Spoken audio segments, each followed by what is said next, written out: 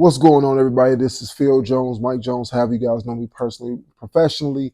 Welcome to another exciting episode of the Extraordinary Man Podcast. I'm flying solo on this one because I just want to have me a little lightweight rant and get a couple of things off my chest. So, without further ado, let's get into it.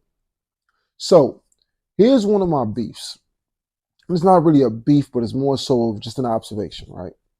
There's a lot of people who, especially in this modern day, that they're governed by their emotions. What they feel seems to take precedence over logic. That they don't understand when they're being gaslighted. They don't understand when they're being used, manipulated, taken advantage of. They don't understand these things until later on. And although everything on the inside is telling you that something is wrong, you don't figure it out. You go against your own common sense and your own God-given sense to say, you know what? I'll give this thing a benefit of the doubt. Then you find yourself later on in life just regretting all these decisions, and now you're living with bitterness and hatred and all these other negative emotions that could have been subsided if you actually started to listen to your first mind, listen to your judgment. Now, I'm gonna give you guys a little tidbit. This 2024 has started off, as we all know, as an extremely interesting year. I don't care what side of the spectrum you're on, 2024 has walked into the door and it literally kicked the door open with a bang. One thing that I came to a revelation of in myself is that I need to be more direct. I need to exercise the power of no a lot more. And even more so than that, I also need to get myself to a position to where when I know better, I just need to put my foot down and say, you know what? No. Thank you, but no thank you. One of the things that I learned just by observing people who wear the emotions on their sleeves is that they're very giving, they're very caring, they're very naive. They open themselves up to a whole bunch of stuff under the premise of friendship, under the premise of acceptance, under the premise of trying to fill a void that may have been there for a long time. A lot of us, no matter how strong our game faces are, we have voids in ourselves that may have been contributed from our parents, from loved ones, from people passing away when we were earlier. I mean, you name it. Whatever the circumstances may be, you insert circumstance here. But a lot of us are a void of real, true, meaningful interactions. And sometimes we will put our good judgment to the side, hoping that something that clearly is telling us that it's not what it is will become, or that it's just the rockiness before it smooths out later on down the line. I can tell you this much. People change for what they want to change for. People do what they want to do. This is male and female. Like this, there's no gender specificity with this.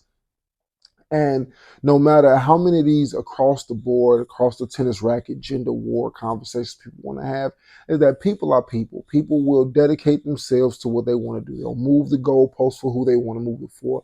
They will make it easy for someone that they want to make it easy for, and they will make it difficult and create a 10-step program for somebody else. No matter how you slice the bread, this is just human nature. We like to believe that human nature works differently than it does. And one of the things that I'm a firm believer of is universal law. That no matter what you do, everybody has a right to exist.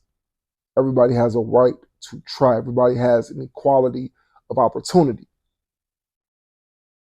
not necessarily an equality of outcome. That's, again, circumstantial.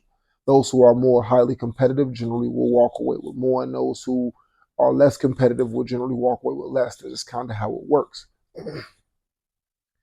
A lot of my interactions with people, especially just at the beginning of this year, have been very much like tainted.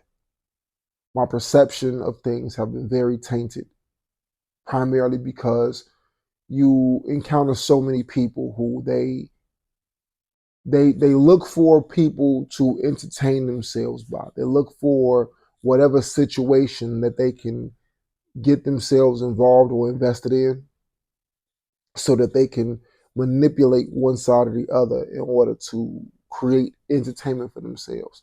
This will happen at your workplace. This will happen in your family. This will happen anywhere. And a lot of people who are emotionally consumed are oftentimes viewed as weak minded.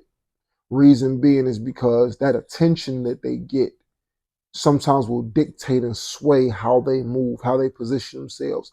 That everything is based off how I feel. So if this person right here I'm not so cool with, but this person I cling to, I am more likely to adopt the behaviors or the accepted behaviors of what this said group are into. Then when they start to fall back and this one starts to move to the forefront, and I start to, some people are just ebb and flow like that. And it's like, it's strange to me how easy it is, but a lot of people, they're older, but they're not grown. They're older, but they're not really adults. They don't really live in the same space as people who are fully mature. To where you have, this is who I am, and this is my level of flexibility on either side of the spectrum. That's what you would call boundaries. That I can flex this much, but I'm not going this way. I'm willing to learn. I'm willing to adapt to whatever situation that there is if it's deemed beneficial. But here are my boundaries, and I shall not cross them. Here are these boundaries on this side of the spectrum, and I shall not cross them. I think a lot of us are boundaryless. I think a lot of us are boundaryless. A lot of us don't understand how to set clear boundaries. We really, truly just want to believe that other people, that we literally go and we hope and we wish all day long that somebody has our best interest at heart. And no matter how much repeated disappointment that we endure, there's that little childish glimmer of hope that somehow, some way, that somebody is going to care about me, to fill the void of where I'm not caring for myself. Now, people don't have to agree with this, and I understand there's a million different philosophies out here. There's a million different psychological, analytical things, and there's all types of trauma and everything else under the sun. But I'm just talking about on a basic level, is that people have to establish clear boundaries. They'll find themselves a lot less hurt in the long term, and or a lot less disappointed. And before I go, a lot of people's hurt, the disappointment. I will argue that most people's disappointment and hurt is a two-sided spectrum. On one side, you truly wanted to believe that this person had your best interest at heart. But on this side of the spectrum, you have to deal with the reality that I knew better and I still did it anyway. That's kind of the tilted balance scale that a lot of people are dealing with when it comes down to the reason why they have these low lows, is because I may be able to forgive this person for what they did, but I'm struggling with forgiving me for allowing it to happen. So with that being said, guys, the moral of this story is you have to think a little bit. You have to take a little bit of time to really think. Where are your standards? If you don't have any, develop some. Try on a couple of different hats. See what works best for you. And once you do, and you start seeing the difference in the results that you get by how people treat you, by how things are, by how things start to operate in your life, you ain't got to thank me. Thank yourself for taking the time to do what you needed to do. Anyway, Phil Jones, one half of the Extraordinary Man podcast. You guys know what this is. If you don't, let me remind you. The other half, King Midas, is out on assignment. As soon as he gets a chance to get back, we will be going back on the tube as soon as humanly possible. Anyway, that's my time, guys. Peace.